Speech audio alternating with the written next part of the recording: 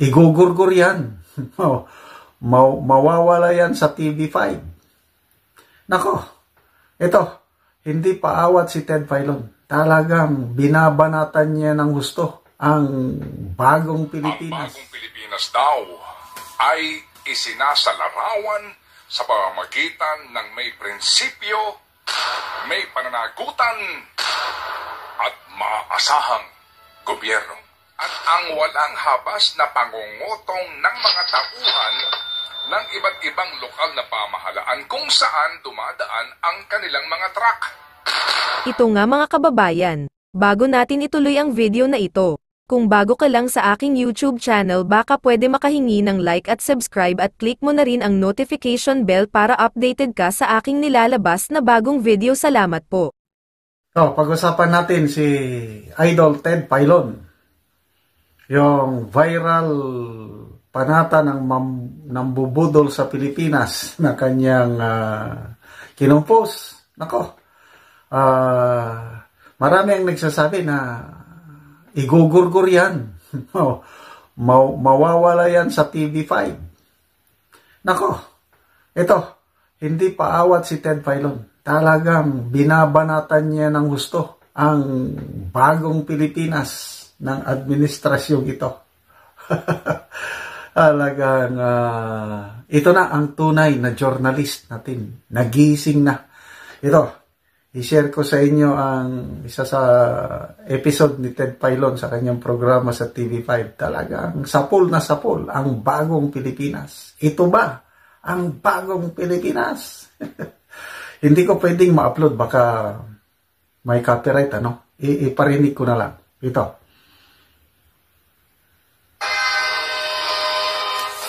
Bagong Pilipinas. Ito raw ang brand of governance and leadership ng Marcos Jr. Administration. Bagong Pilipinas. Ito raw ang tatak ng pamamahala at liderato ng kasalukuyang gobyerno na humihikayat sa pagkakaroon ng pangunahing at malalimang pagbabago sa lahat ng sektor ng ating lipunan at sa ating gobyerno tungo sa kauunlad ng bayan. Ang bagong Pilipinas daw ay isinasalarawan sa pamamagitan ng may prinsipyo, may pananagutan, at maasahang gobyerno. Pero wika ng isa kong kakilala, anong bagong Pilipinas ang pinagsasabi ninyo? Gayong ang simpleng plastic card ng driver's license ko ay hindi maibigay sa akin ng LTO.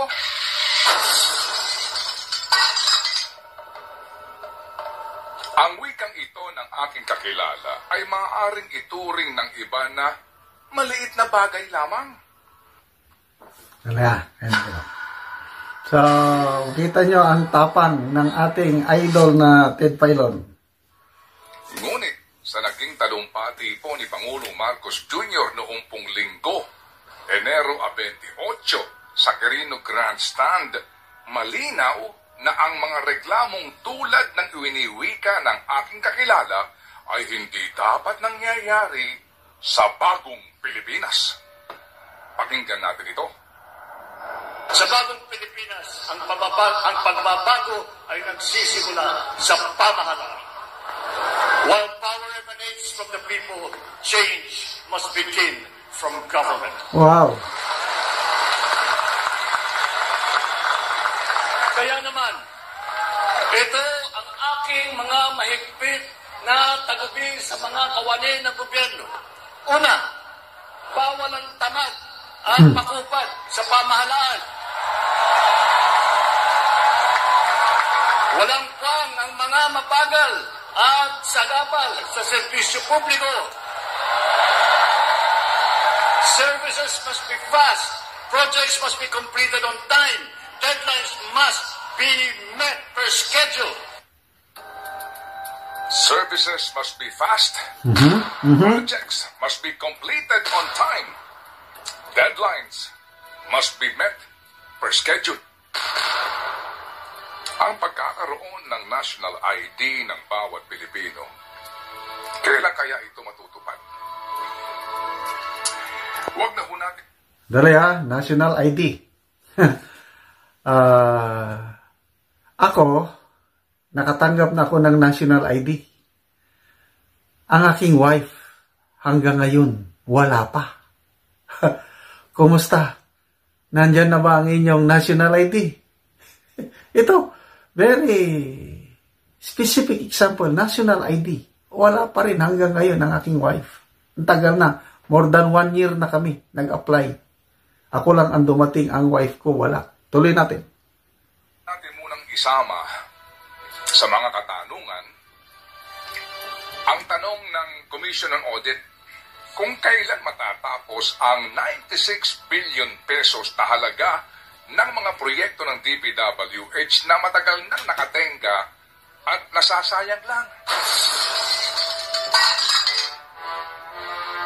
Sa unang buwan pa lamang po ng panunungkulan ni Pangulong Marcos Jr., lumiham na po sa kanya ang Confederation of Truckers Association of the Philippines Incorporated para po ipaabot at maaksyonan ang kanilang mga problema sa pagnenegosyo. Kasama rito ang kanilang problema sa pantalan at ang walang habas na pangungutong ng mga tauhan ng iba't ibang lokal na pamahalaan kung saan dumadaan ang kanilang mga truck. Sa pinakahuling impormasyon na aming nakalap mula sa grupong ito, wala pa rin pong pagbabago. Talamak pa rin ang kutungan. Mula noong pong nagsumbong sila, Hunyo, noong unang taon ng panunungkulan po ni Pangulong Jr. At ang kutungan na ito ay siya ring reklamo ngayon ng grupo ng Benguet Vegetable Truckers and Traders Association sa kanilang paghahatid ng produkto mula Benguet patungo sa lungsod ng Maynila.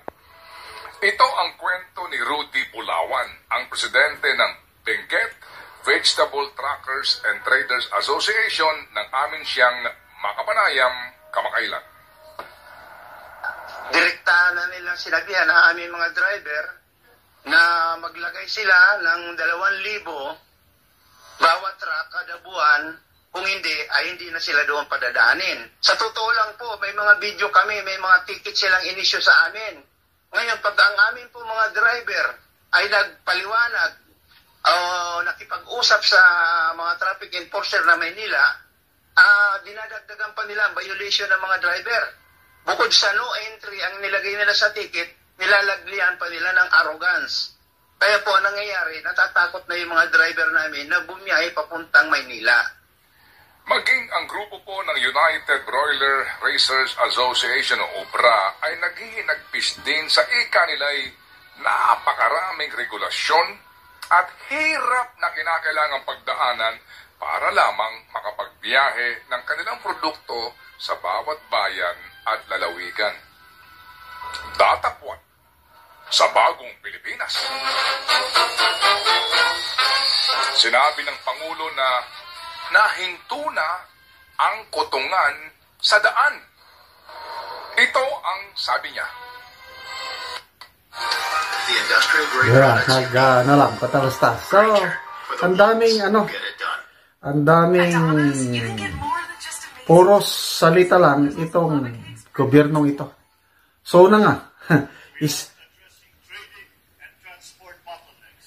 Itinigil din natin ang katotohanan sa pagkokotong sa daan at sa pantalan sapagkat ang tong ay nagiging presyong ipinapatong sa mga mamimili.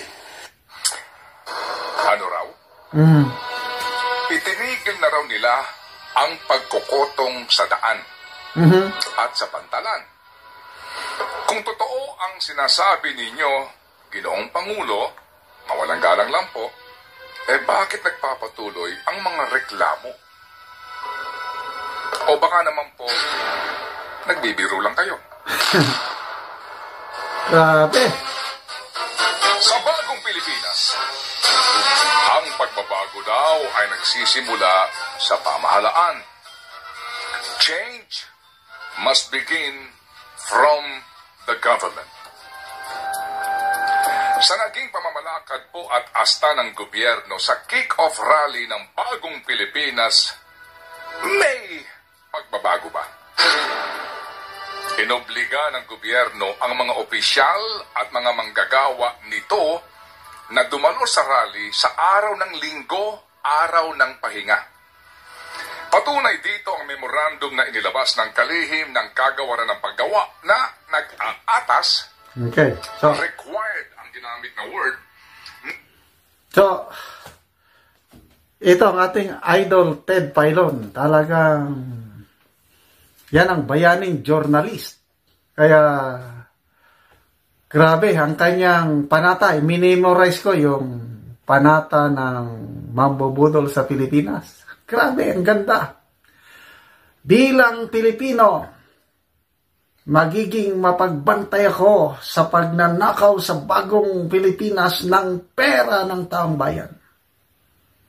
Bilang Pilipino, isisiwalat ko ng buong tapang at dignidad ang kalabisan at katiwalian ng mga taong nagpapanggap na lingkod bayan. Bilang, ito, hindi ko pa na-memory ang iba. Bilang Pilipino, ialay ko ang aking lakas, talino at kakayahan sa pagmulat sa mga dukhang nililinlang ng mga tao sa likod ng bagong Pilipinas. Bilang Pilipino, magkaisa tayo sa paggising sa lahat ng mga nabudol. Bilang Pilipino na nagmamalasakit sa kalagayan ng mga nagdarahop na maralita nating kababayan. Sabay-sabay tayong sisigaw ng may tapang ng mga kabalastugan ng opisyal ng bayan. Sabay-sabay tayong sisigaw ng sambayanan. Tama na, sobra na. Grabe. So mabuhay ka, Mr. Ted Filon. Sana kakandidato kayo sa Leyte ngayong 2025 para patalsikin ang ambisyosong politiko dyan na nag-aambisyon na maging presidente ng Pilipinas.